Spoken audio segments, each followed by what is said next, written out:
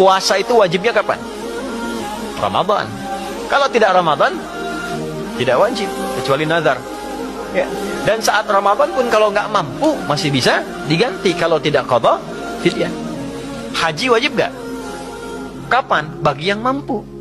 Tapi sholat, semua berlaku, berdiri. Nggak bisa berdiri, nggak mampu, duduk. Nggak bisa duduk, berbaring. Nggak mampu berbaring, isyarat. Nggak mampu isyarat, berkedip. Dengan kedipan selama masih sadar. Nggak mampu berkedip, disolatkan, kan sudah selesai. Ya. Ya, sampai titik akhir tuh. Ya, sampai titik. Kenapa? Karena Allah tidak menginginkan semua hambanya siapapun punya masalah yang tidak selesai. Duduk punya masalah, selesai. Berbaring punya masalah, selesai. Itu masalahnya. Dan tidak ada orang hidup yang tidak punya masalah.